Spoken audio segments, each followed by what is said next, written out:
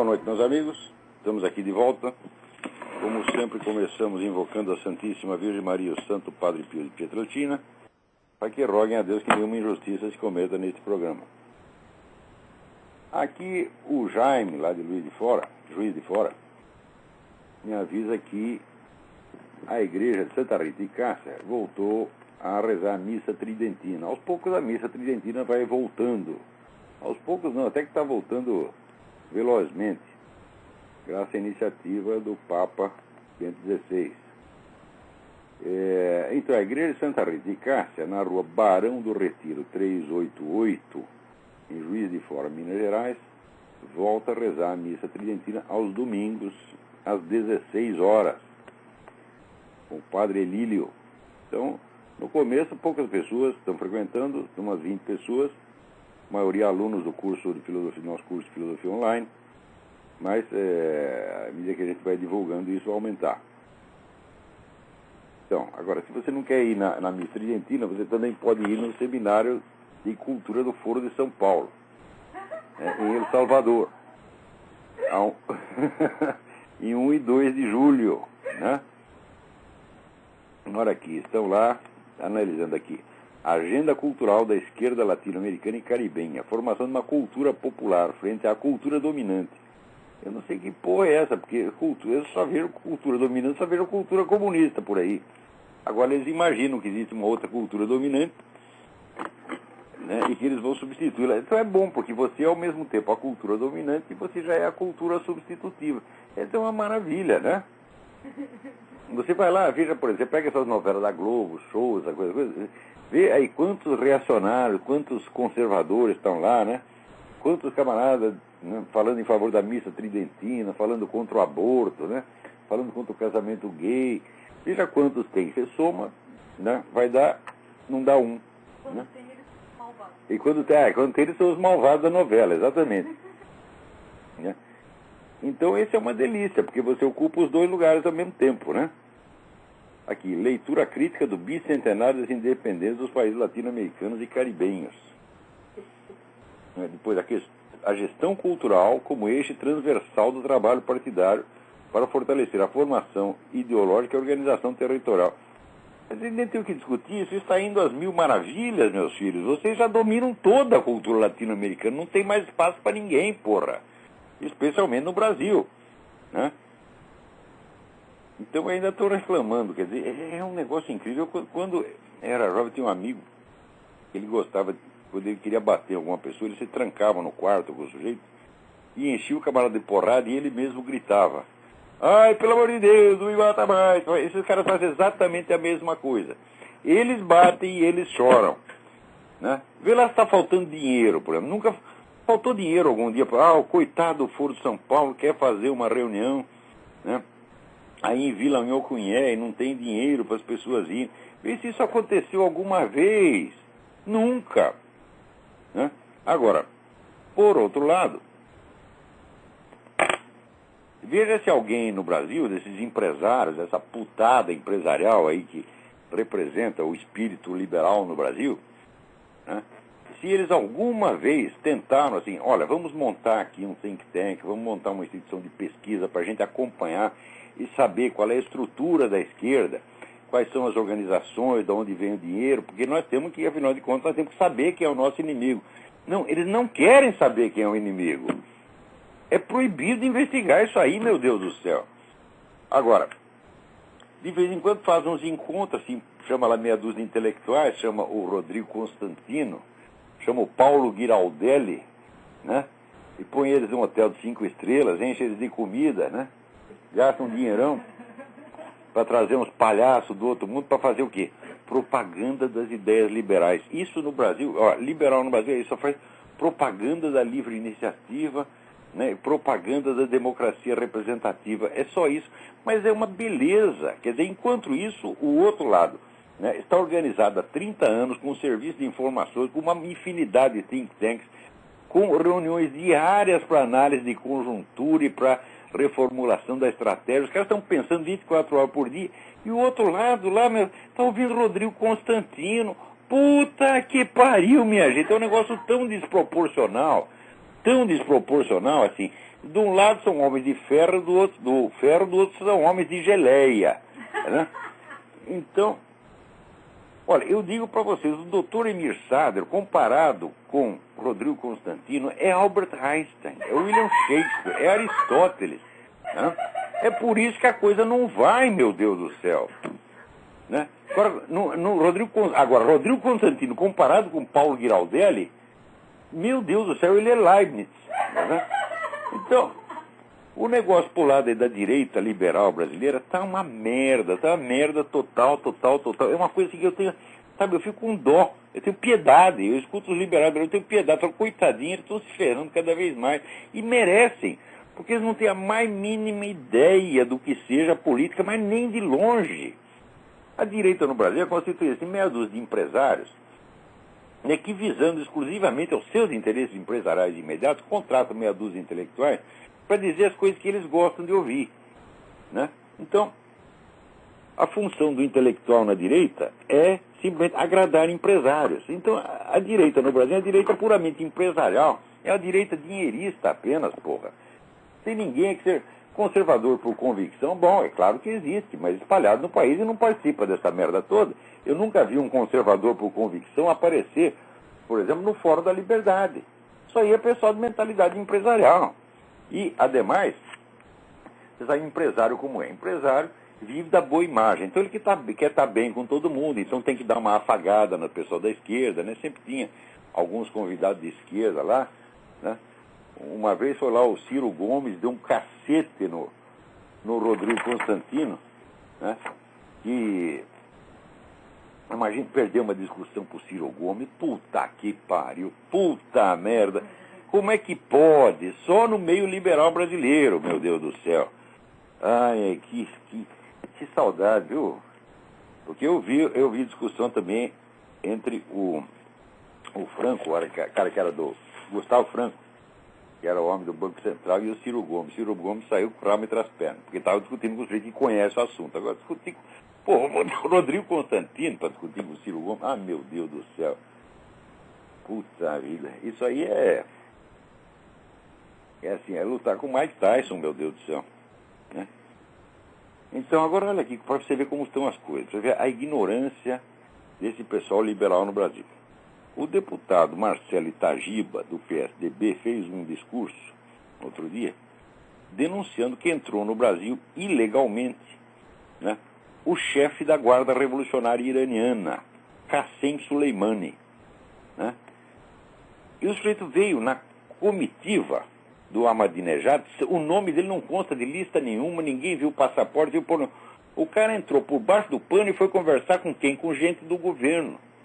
Quer dizer que está havendo acordo aí por trás, secreto, entre o nosso governo e organizações terroristas, porque a Guarda Revolucionária Iraniana não é apenas uma organização terrorista, ela coordena atividades terroristas em várias partes do mundo. Quer dizer, o comando é o alto comando estratégico do terrorismo internacional, vai lá, conversa com, né, o nosso presidente, com o ministro, sei lá com quem, nas altas esferas, e ninguém fica sabendo de porra nenhuma. Quer dizer, é um negócio incrível. Eu já dei aqui, por exemplo, para vocês, da página do David Horowitz, que chama Discover the Network. E outra página que se chama Activist Cash. Então são duas páginas onde você acompanha todas as ligações que existem entre essas organizações de esquerda, ONG, governos, bancos, organizações terroristas. Você sabe por onde circula o dinheiro. Tá certo? Porque para saber o que uma pessoa é, não adianta você saber, por exemplo, o pessoal pergunta, fulano de tal é comunista? Eu digo, não, meu filho, não é essa a pergunta, é da onde vem o dinheiro dele, porra. Porque convicções só interessam em homens de ideias, que são homens sinceros, homens sérios. Não é quando você está de politiqueiro, vagabundo, não interessa a ideia que ele tem, interessa de onde vem o dinheiro, porque ele vai fazer o que o fornecedor do dinheiro mandar. Então é isso que você tem que investigar. Tem que saber de onde vem o dinheiro e de onde vem as ordens. Né?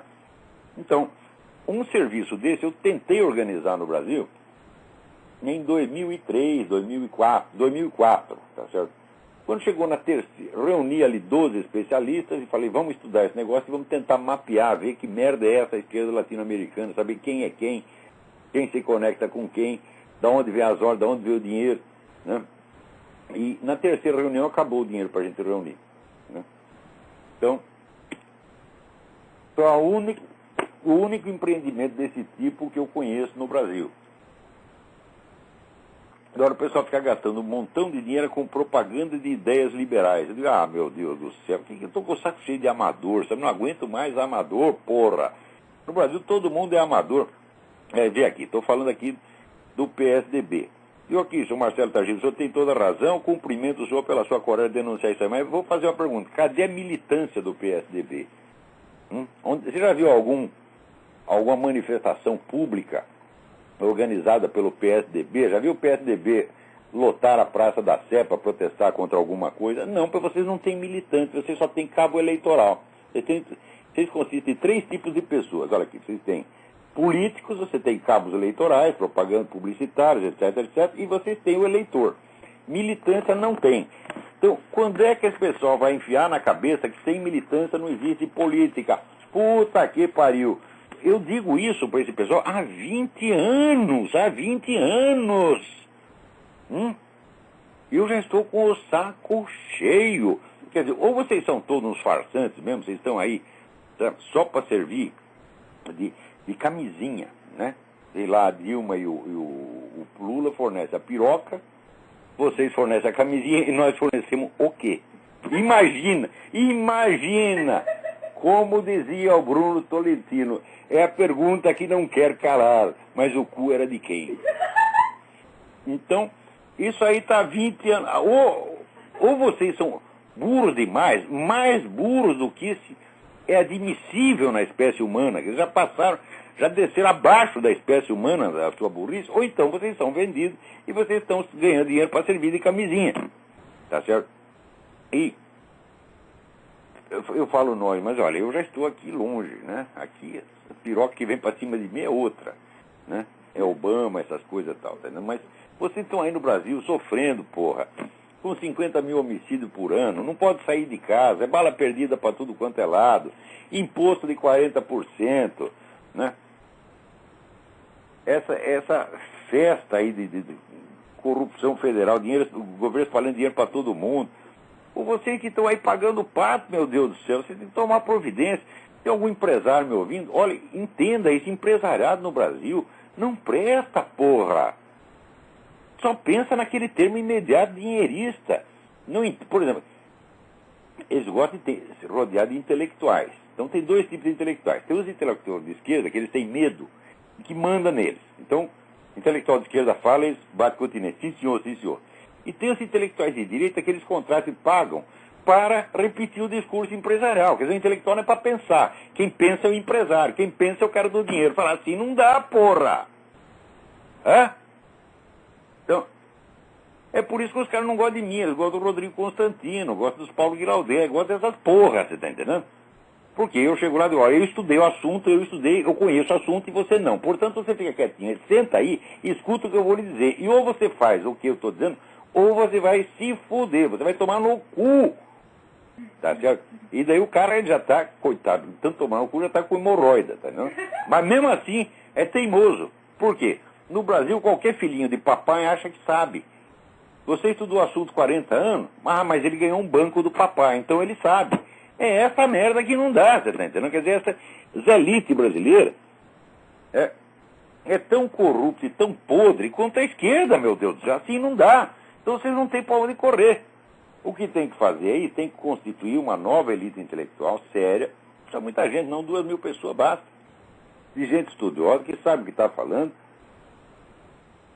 E daí a gente tem que começar a falar grosso com esse pessoal que tem dinheiro. Olha, vocês ficam quietos, a sua função aqui é dar dinheiro e fazer o que a gente está mandando, porque senão você vai morrer. Você está entendendo? Olha, se você contrata um segurança, um cara para tomar conta da sua casa, para não deixar entrar ladrão, você tem que obedecer ele no que diz respeito à segurança. Sim ou não? Se o cara diz, por exemplo, olha, depois de tal hora você não mete a cara na janela porque vão te dar um tiro.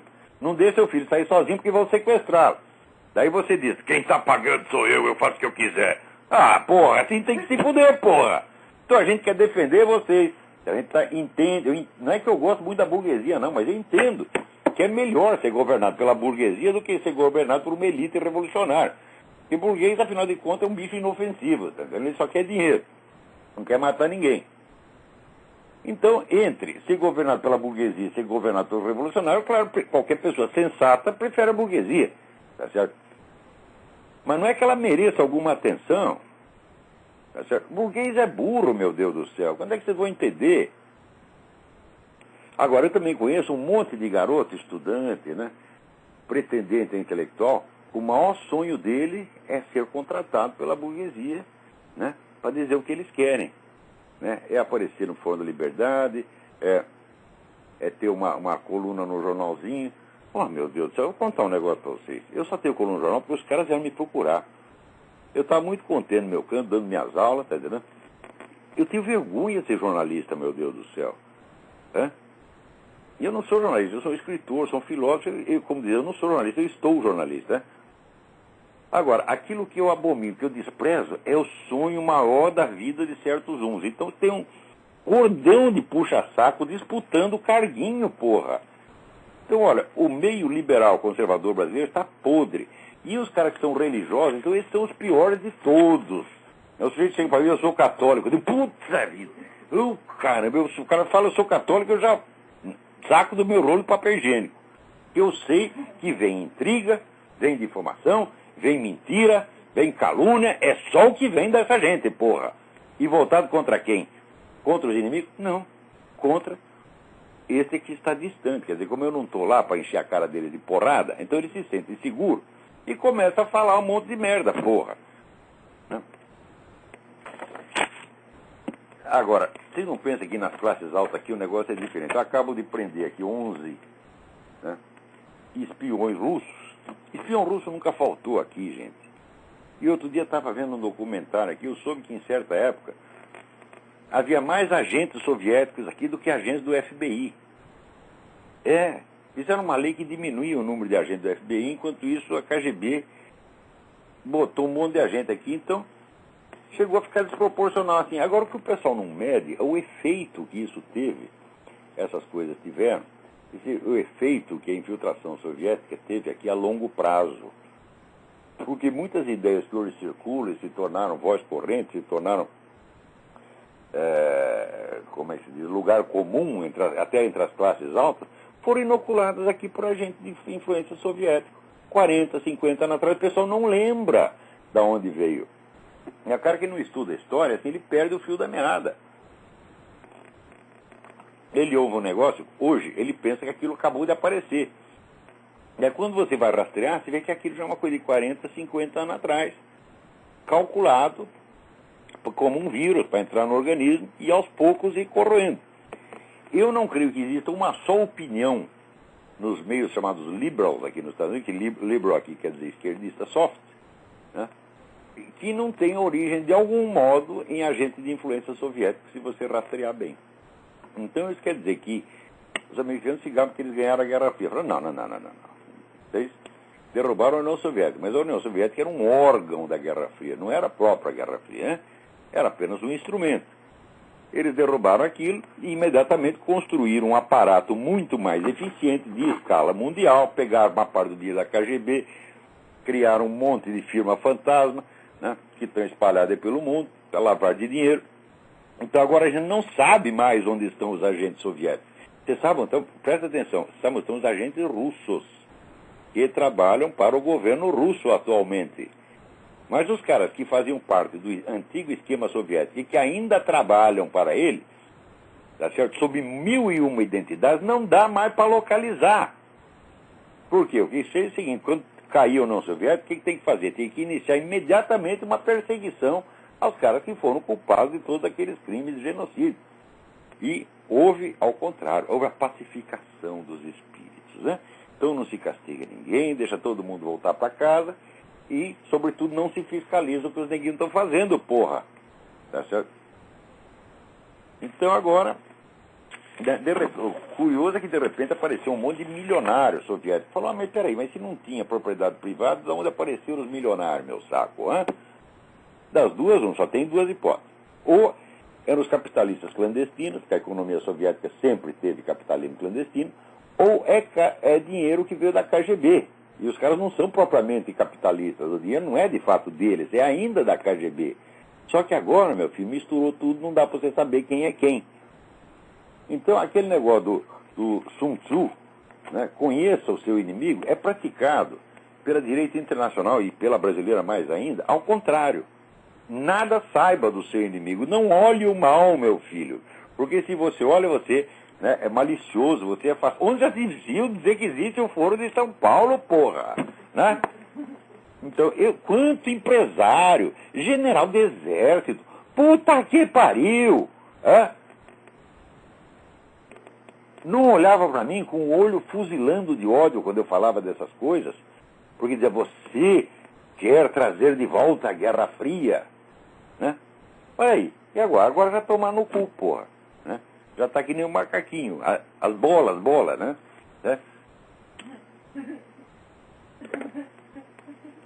Então, olha, não adianta nem mandar os caras tomar no cu, porque eles já estão tomando faz tanto tempo, que eles já nem sentem mais nada. Né? Agora aqui, ó, como sai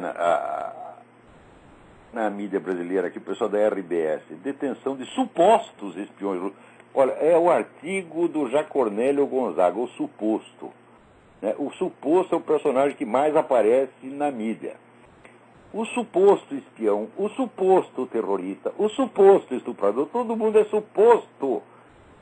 Quer dizer que isso virou uma indústria de supositório, porra! Você está entendendo? Então, agora, quando é para chamar o cara de extremista de direita, de fascista, etc., não é suposto, daí é direto. Se é para acusar qualquer padre ou bispo de pedofilia, não é suposto, aí é pedófilo mesmo para valer. Né? Então, esses espiões russos é tudo gente da alta sociedade aqui, como sempre foi. Né?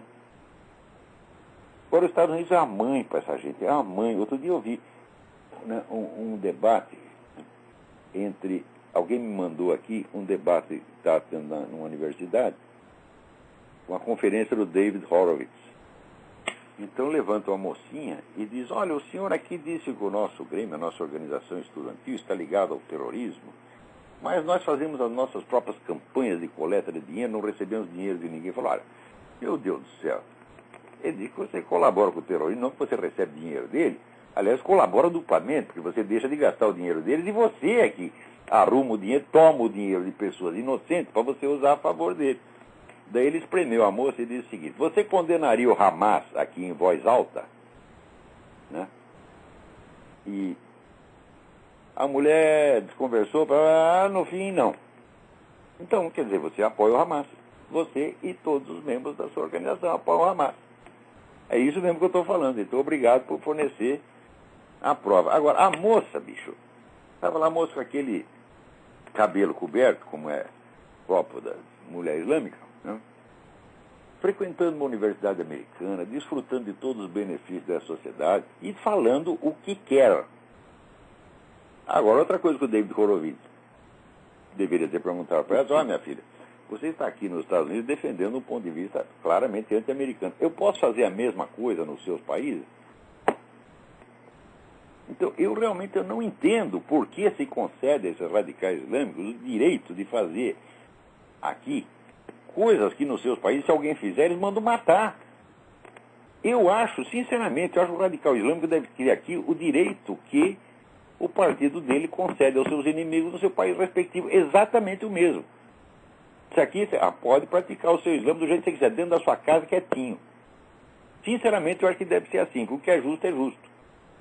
Agora, se você faz questão de mostrar que você é tão melhor do que o inimigo, tão melhor que você deixa ele matar você, então você não pode reclamar que está perdendo a guerra. Agora, olha aqui, olha o que fizeram. A Suprema Corte... Puta que pariu. A Suprema Corte fez um voto outro dia e proíbe as organizações religiosas de escolher os seus membros segundo a crença religiosa. Presta atenção no que eu estou falando. Né?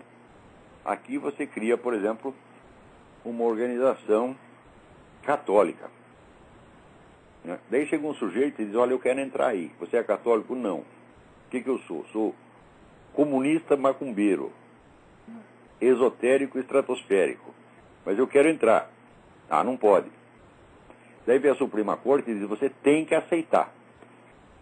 O que isso implica é a total destruição do direito de reunião. Veja, quer dizer que sob o pretexto de proteger o inimigo da organização, destrói o direito. Quer dizer, você não tem mais o direito de se reunir conforme as suas convicções. Você faz uma reunião de 10 católicos, daí os caras mandam lá 100 anticatólicos e você é obrigado a aceitá-los. Então você não tem mais o direito de reunião. Isso a Suprema Corte acabou de votar. Isso é a coisa mais revolucionária, mais monstruosa, a decisão mais monstruosa que eu já vi na minha vida. Quer dizer que numa penada eles liquidaram o Bill of Rights e a Constituição. Você não tem mais o direito de se reunir. Ou seja, o que está consagrado é o direito de dissolver qualquer reunião mediante o ingresso de pessoas estranhas ao meio. Você fala que então aqui tem um clube de judeus sionistas. Mas daí chega um sujeito lá, quer entrar. Você é judeu? Não. Você é sionista? Não. O que você é? Eu sou nazista. É? E daí a Associação Judaica não deixa você entrar, daí ele vai para a justiça e está aqui a decisão da Suprema Corte, eu tenho que ser admitido nessa porra. Daí eu subo lá e tenho o direito de fazer um discurso nazista na reunião dos judeus. É isto que essa porra dessa Suprema Corte acabou de aprovar. Agora, como é que esses caras querem se respeitar, meu Deus do céu? Uma coisa que o pessoal esquece também é o seguinte. As decisões judiciais, o juiz não tem poder executivo. É isso que o pessoal esquece. O juiz não tem poder executivo, o juiz só tem o poder de recomendar. E a autoridade executiva executa aquilo ou não, conforme aquilo esteja dentro da lei ou não. Quer dizer, se o juiz toma uma decisão ilegal, o braço executivo do governo só executa se ele concordar com aquilo, se ele achar que aquilo está certo. Como, por exemplo, esse caso aí do Coronel Plaças. Acabou de sair, está lá no Mídia Sem Máscara e no Nota Latina, mais um artigo excelente do Eduardo Mackenzie, o jornalista colombiano, que mora em Paris, escreveu um livro esplêndido sobre as Farc. Então ele conta que o pessoal está protestando porque o Coronel Plaças foi retransferido para uma prisão militar, dentro da escola de cavalaria. Porque o que eles queriam é o seguinte, botar o Coronel Plaças na prisão de La Picota, onde estão os mesmos traficantes que ele prendeu. Quer dizer, isso é claro que é uma conspiração para matar o Coronel Plaças, né? Daí, o pessoal, colocando em ação a lei que permite que o preso militar fique numa prisão militar, botaram o Coronel Plaças de novo na escola de cavalaria, porque não querem que ele morra, evidentemente, né? Agora, essa juíza Maria Estela quer matar o cara, quer entregar para os inimigos. Agora, você imagina o que é um coronel, o cara, inclusive, está doente. Mas um sujeito doente, dentro de uma prisão cheia de traficantes que ele prendeu. O cara não dura 5 minutos, porra. Vai lá, o neguinho corta o tubo. Você não precisa dar um tiro, não precisa dar facada, nós vai lá, corta o tubo. E é isso que querem. Agora, hoje eu recebi aqui também, não pulei inteiro ainda, que é o recurso interposto pelo advogado Jaime Granados contra a decisão que condenou o Coronel Plaças a 30 anos de cadeia por um crime que ele não cometeu e por um crime que não existiu. Presta atenção. Tem uma lei lá que chama... já viu o crime de desaparição forçada? O que porra é essa? Se o sujeito está desaparecido, significa que ninguém sabe ou ninguém diz onde ele está. Então, esse crime é de prova impossível. Como é que você vai atribuir um crime de desaparição forçada a uma pessoa? Porra? A lei já é absurda. Só que é o seguinte, a lei foi votada em 2000 e pouco e aplicaram essa lei ao coronel por um suposto crime cometido em 1985. Quer dizer, aquele princípio de que não há crime e não há pena se não há lei que os defina, foi para as picas, las picas. Então, como é que, quer dizer, a ideia em si já era absurda. Daí eles inventaram um artifício, o seguinte, eles perguntaram ao coronel, onde estão os desaparecidos? Ele respondeu naturalmente, não lo sei. E daí disseram, ele continua ocultando, portanto, ele cometeu um novo crime de desaparição forçada. O que é para fazer com uma juíza dessa? É para dar um pontapé no meio do cu. Não é para respeitar uma filha da puta dessa. Porque, olha, até para trapaça judicial existe um limite humanamente tolerável. Né? Isso aí não pode ser. Você simplesmente, então, o cara já falou que não sabe. Porque isso quer dizer que toda vez que você perguntar para ele falar não sei, ele terá cometido 900 crimes de desaparição forçada, porra. Até onde vai esse negócio? Agora, cadê os desaparecidos? Já estão aparecidos há muito tempo, porra. Porque havia... A lista de desaparecidos tinha 11 pessoas. E ao mesmo tempo, no edifício do Palácio da Justiça, tinha 11 cadáveres carbonizados não identificados. Então, 11 de um lado, 11 do outro. Precisa ter muita imaginação, porque vocês falam, olha, não encontramos fulano, mas aqui encontramos exatamente o mesmo número de cadáveres carbonizados não identificados. Né? Não precisa muita imaginação para supor que os desaparecidos são aqueles mesmos. Portanto, não há sequer um indício inicial de crime. Nada. Pior, à medida que os cadáveres começaram a ser identificados, 15 anos depois, porque entregaram o cadáver para uma universidade cheia de comunistas, os caras não queriam fazer o laudo, porque, porra, ele vai ter que fazer o laudo, vai ter que dizer quem são as pessoas, daí vai ver que não estão desaparecidos merda nenhuma. Então, para não pagar esse mico, ficaram empurrando com a barriga, né? Mas quando entregaram o laudo, começou a aparecer os cadáveres. Primeiro apareceram 4, depois apareceram mais 3. Daí o exército descobriu uma outra e falou, está enterrado no tal lugar aqui. Ela morreu anos depois do acontecimento, está aqui enterrado no cemitério e tal. Então, até o momento dos 11, já apareceram 10. Então cadê o crime, porra? Cadê a desaparição forçada? Peraí, tem alguém na linha, quem é? Alô, é Rodolfo de Petrópolis? Rodolfo, tudo bem? Tudo bem. Eu tenho uma pergunta sobre a adoção de órfãos por casais homossexuais e o princípio moral do mal menor. Eu queria saber se no caso dos milhares de órfãos do Haiti ou de países em guerra civil na África, a adoção por casais homossexuais da Europa ou dos Estados Unidos é um destino melhor para estes órfãos do que permanecer no Haiti e na África. Olha, quer saber a minha opinião sincera? Não pensei muito profundamente no assunto. Mas olha, eu sinceramente eu preferia até ser adotado por um casal homossexual do que ficar passando miséria e perigo de morte. Se é pelo princípio do mal menor. Porém, esse princípio do mal menor está servindo apenas de pretexto. Você vai me dizer que essa putada gay de Nova York, cheia de dinheiro, né, frequentando sauna gay todo dia, tá louco para encher a casa de pobre esfarrapado do Haiti, da Zâmbia? Ora, meu Deus do céu! Que é isso, porra? Isso aí é tudo poesia danada, tá entendendo?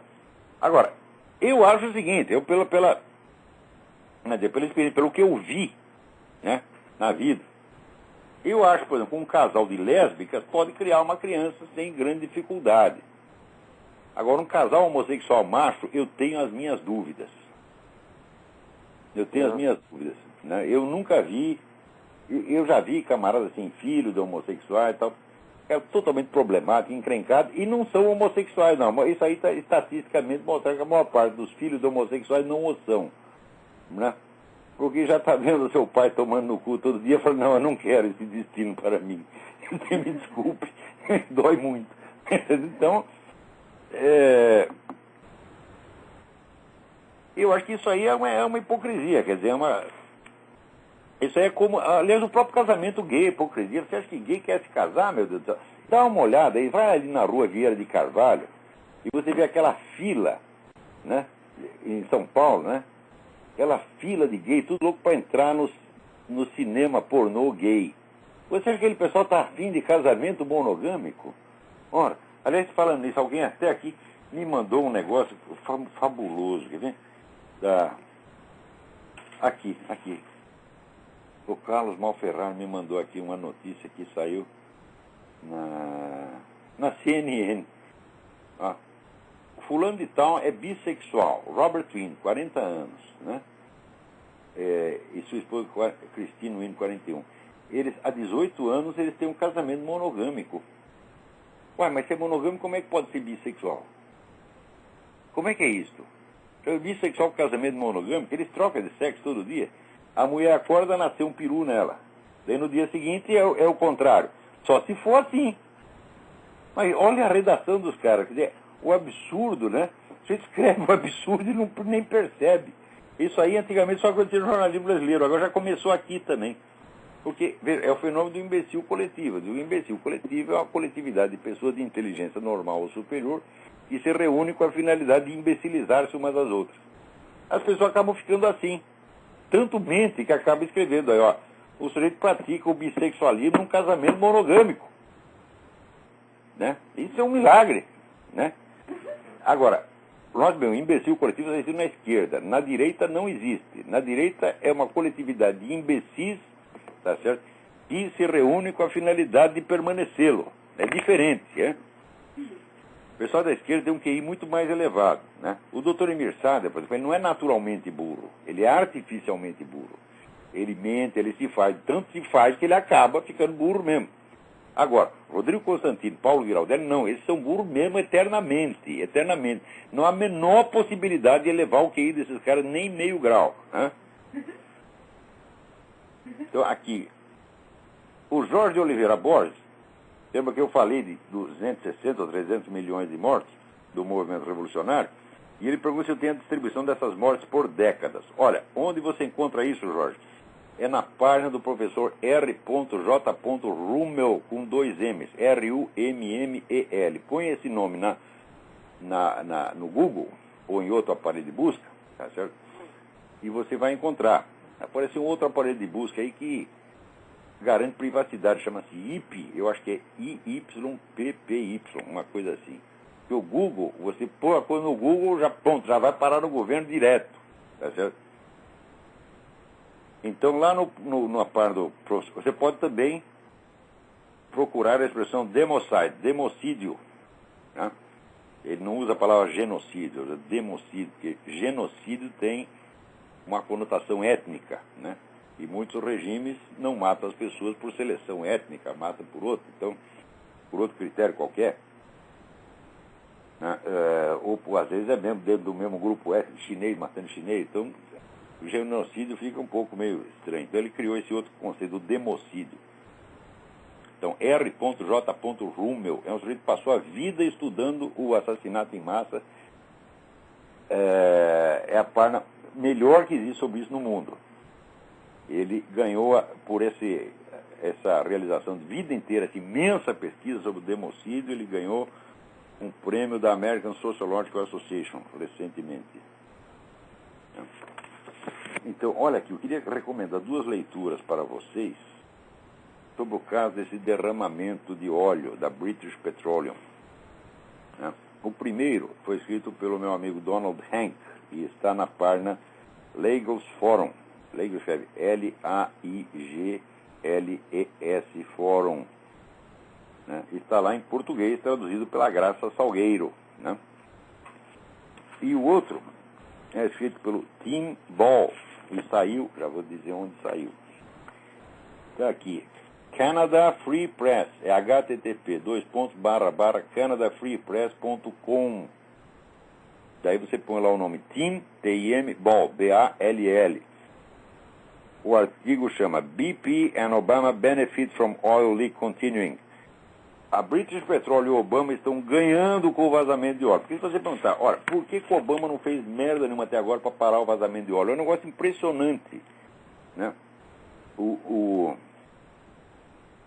óleo já tomou metade do Golfo do México, né, e agora com a estação dos furacões arrisca espalhar óleo por toda a cidade, chover óleo em tudo quanto é cidade. O negócio paralisou a economia da região, está um desastre formidável. Né?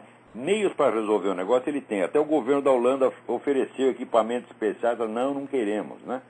Ué, por que não queremos? Hein? Primeiro, o Obama quer aproveitar isso aí para passar legislação e fontes de energia renováveis, que é uma picaretagem do tamanho do bonde. Quer dizer, é a picaretagem do Al Gore passando por outras vias, né? Então, ele está apostando no quanto pior, melhor. Então, está deixando o negócio crescer, para tirar um proveito político disso. Ademais, minha gente, aqui o Tim Ball, ele menciona um caso que interessa diretamente a nós. Por quê?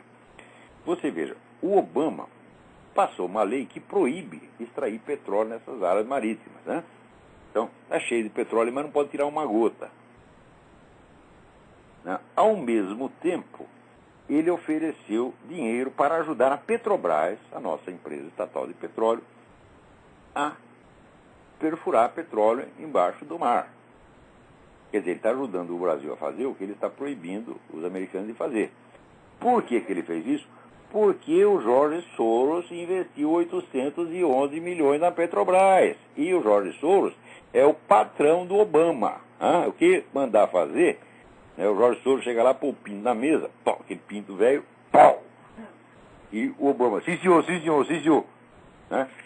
Então, é assim o negócio, pô. Quer dizer, isso aqui está virando o mensalão, isso aqui está virando o Brasil, está virando um cu. É um negócio impressionante como a rapidez com que o mundo se brasilianiza, né? Eles mandaram pedir aí o know-how, né, do mensalão e estão aplicando aqui. Agora, veja outro negócio que me manda, vocês me mandam um despacho da Reuters. Eu estava falando do sujeito que pratica o bissexualismo no casamento monogâmico, né? Os caras escrevem umas coisas que são tão absurdas ou chocantes e não percebem o que estão escrevendo. Olha aqui, despacho da Reuters. O discurso do técnico Dunga para a partida contra o Chile pela Copa do Mundo pode ser de cautela, mas a maioria dos integrantes do governo federal, entre eles o presidente Luiz Inácio Lula da Silva, aposta em vitória tranquila do Brasil. O prêmio para quem clavar o placar, uma garrafa de cachaça.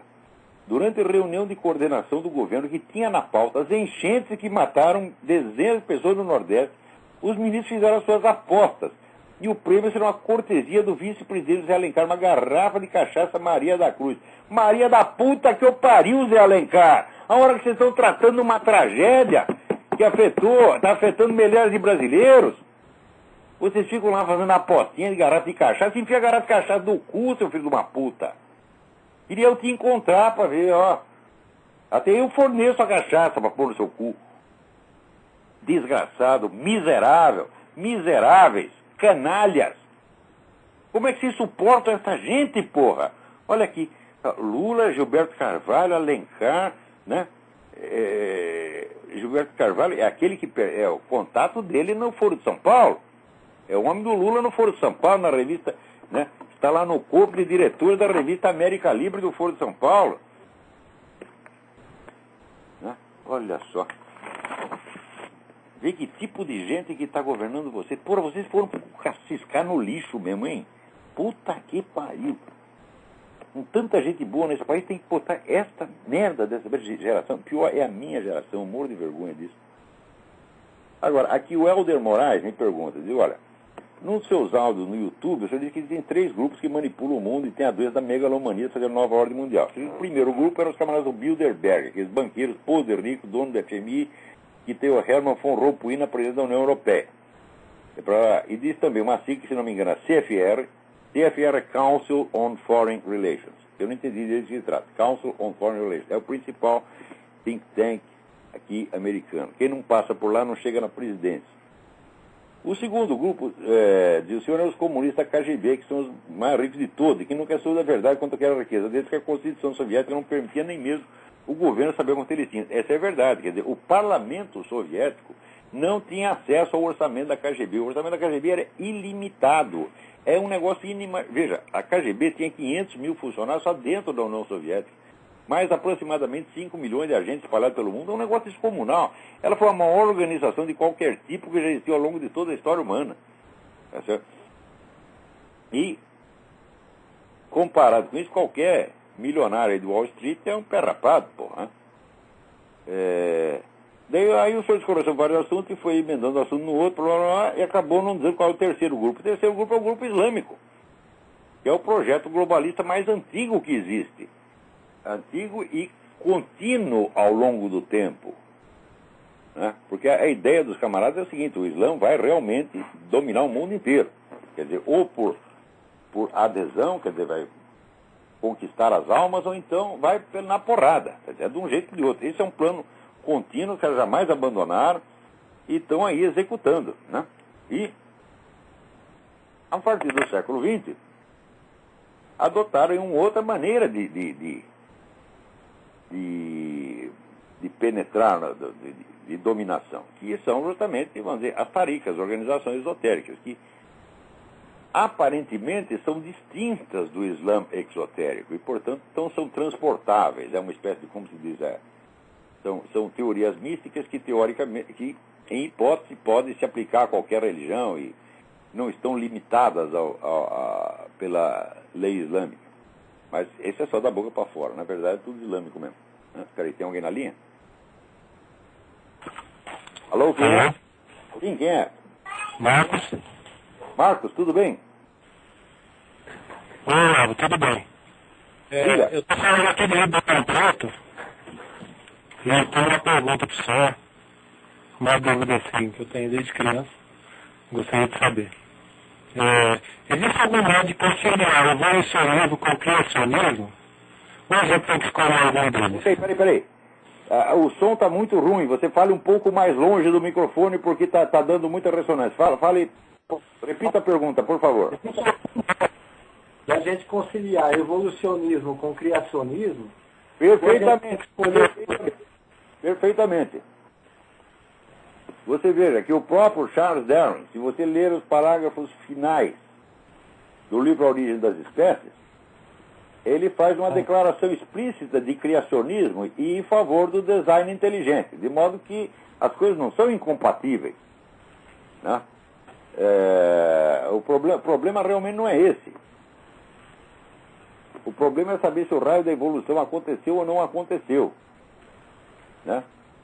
Porque existe conciliar hipóteses. As hipóteses em si são conciliáveis. O problema é saber qual delas se verifica na realidade. Qual que é a opinião do senhor? Qual que seria mais aceitável? Olha, hoje em dia eu já estou começando a achar que a evolução não aconteceu, não. Durante muito tempo eu fiquei, né, assim, hesitante. Porque eu li as provas do evolucionismo e falava, parece que está certo. Daí eu li a prova contra e falava, também parece que está certo. Então, durante uns 10 anos, eu fui o único ser humano que não tinha nenhuma opinião a esse respeito. Mas, depois desse livro do Dr. Sodera, chama A Small Speck to Man, quer dizer, de uma manchinha ao homem, eu estou começando a achar que não aconteceu, não. Se você puder, dê uma espiada nesse livro. O autor chama-se Dr. Sodera e o livro A Small Speck to Man. Speck, S-P-E-C-K. Né? O camarada ali que torna a coisa inviável, eu falo, olha, eu desisto. Parece que a coisa é inviável mesmo. Mas também não posso jurar, hein? Nossa, Saulos, se não consta em Bíblia, como é que a gente concilia uma coisa com a outra? Porque eles já são provados que eles existiram. Não, você vê, a hipótese de que Deus, na criação, ele não criou todas as espécies de animais ao mesmo tempo, mas de que continuaram aparecendo espécies depois, essa hipótese já está em Santo Agostinho. Santo Agostinho admite isso aí. Santo Tomás de Aquino também tem alguma coisa desse tipo. Mas essa hipótese evolucionista ela não foi inventada no século XIX, não. Ela é muito antiga. Mas era apenas uma hipótese, ninguém pode jurar. Mas de repente chegam os caras dizendo, não, isso aqui é fato científico comprovado, mas ninguém comprovou porra nenhuma até agora. Para mim ainda é hipótese. E depois desse livro do Dr. Sodera, que eu esqueci o primeiro nome dele, olha, sinceramente eu já acho que não vai dar. E a interpretação do criacionismo na Bíblia? Você acha que a gente deveria levar ao pé da letra? Uma grande dúvida que eu tenho é como interpretar a Bíblia. Ué, mas você tem. Isso aí a humanidade tem. Eu conheci o senhor. Isso aí a humanidade tem. Quer dizer, a Bíblia não é um livro fácil de interpretar, porque a linguagem simbólica é bastante compacta, você tem que ir de pouquinho, né? Quer dizer, mas eu sugiro o seguinte, que você estude a tradição dos intérpretes. Quer dizer, Isso aí faz 2000 anos que tem gente estudando isso aí, e a gente não pode chegar, vamos ler direto, vamos entender direto com a nossa cabeça. Fala, não é assim. Primeiro você não lê direto, você não está lendo os textos originais. Você está lendo a tradução. A tradução já é uma interpretação. Tá certo? Então você não está tendo acesso diretamente ao texto da Bíblia, porém há uma interpretação que alguém deu a ela. A interpretação pode ser mais correta, menos correta, tá certo? Então nós temos que ser humildes e reconhecer que nós não somos Adão no paraíso, nós não somos o primeiro que aparece na face da terra, e não somos os primeiros que estamos lendo a Bíblia. Tem muita gente muito boa leu, tá certo? Então eu sugiro que você rastreie as interpretações clássicas. E em última análise, você se apega lá no Santo Tomás de Aquino, que é um homem de uma sensatez fora do comum, e que dificilmente era. Era também como todo mundo, mas dificilmente era. Então vai lá que você não vai se dar mal, porra. Então vamos em frente.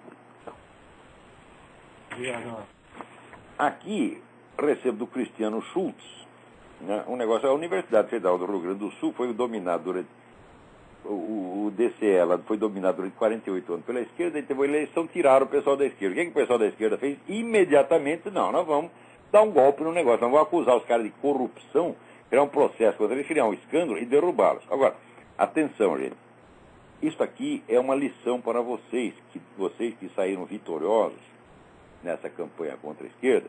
Vocês deviam ter processado a esquerda antes. Vocês não sabiam que a esquerda ia fazer isso?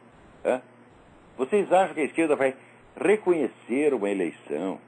Ora, meu Deus do céu, quando elegeram o Fernando Collor de Mello, o que fizeram? Descobriram lá um negócio de um Fiat Elba, uma merda de um Fiat Elba, e derrubaram o cara. O que é o Fiat Elba comparado com o mensalão? Nada. Ou seja, a esquerda não admite que exista oposição, não admite que o poder seja dividido. A ideia de rotatividade do poder é absolutamente incompatível com a mentalidade esquerdista. Agora, quando que vocês, liberais conservadores, vão entender isto? E com a esquerda não se concorre eleitoralmente, se concorre na esfera do poder. Eles tentam destruir vocês, você tem que tentar destruí-los por todos os meios. É só assim. Qual é o meio mais prático? Processo, assédio judicial. Você lembra quando o pessoal gay fez 200 processos contra o cardeal do Eugênio Salles, velhinho, lá? Como é que o velhinho não ia ter nem tempo de se defender 200 processos, que vai levar 40 anos? É assim que se faz, porra. Agora, se vocês acreditam no rodízio democrático, eu digo, o rodízio democrático existe entre pessoas que têm a mentalidade democrática, que respeitam a democracia. E esses caras não respeitam. Então é claro que eles iam fazer isso com vocês. Então, antes de você vencer na eleição, já tinha que ter processado o cara 1000 vezes. Imagina se eles ficaram lá 40 anos e não roubaram nada. Porra, meu Deus do céu. Roubar é natural nesse pessoal da esquerda. Vocês não roubaram, mas tenho certeza que vocês não roubaram um tostão. Tá certo? Não fizeram nada errado. Inclusive porque chegaram lá anteontem, Agora, esse pessoal ficou 40 anos lá, por que não investigaram os caras? Quer dizer, você vai com aquela crença linda, idealista na democracia, e acha que o outro vai respeitar isso. Ora, porra! Isso é a mesma coisa que você achar que o ladrão vai respeitar sua propriedade. Quer dizer, o ladrão entra para roubar, você fala, não, meu filho, você não pode fazer isso porque é proibido, está aqui o Código Penal. Então, olha, vocês fizeram um belo esforço, tá certo, mas esse esforço está incompleto. Não se trata de vencer uma eleição. A luta contra movimentos revolucionários é uma luta para a destruição do poder do outro. Não é só para ocupar um cargo. Quando é que vocês vão entender isso? Eles entendem perfeitamente. Tanto que conseguiram destruir realmente todos os seus adversários potenciais. E hoje está na situação que, como diz o Lula, todos os candidatos presidenciais são de esquerda. Olha que maravilha. Vencemos. Isso é democracia como eles entendem. É a famosa tolerância libertadora de que falava Herbert Marcuse. Quer dizer, toda a tolerância para com a esquerda e nenhuma para com a direita. Isso é o que eles praticam. Agora, se você vai praticar tolerância efetiva com eles vão acabar com vocês. Vocês têm que entender que não se trata de eleição. É uma disputa, e nem é uma disputa de ideias, é uma disputa de poder. E poder se constitui de pessoas. Pessoas significa reputações. Então, eles entendem isso. Então, o que eles fazem? Primeiro destroem todas as reputações dos adversários e daí concorre com o cara numa eleição no qual o sujeito já entra desmoralizado. É isso que ele tem que fazer também. Só que é o seguinte, eles mentem para fazer isso e nós não precisamos mentir. Eu preciso inventar um mensalão, meu Deus do céu. Eu preciso inventar o Foro de São Paulo, eu preciso inventar o narcotráfico. Não, tudo isso está aí na realidade, é o que eles estão fazendo. Então, olha, eu acho que hoje não dá mais tempo de falar mais nada. Então, nós vamos estar aqui no fim. E então, até a semana que vem. Muito obrigado.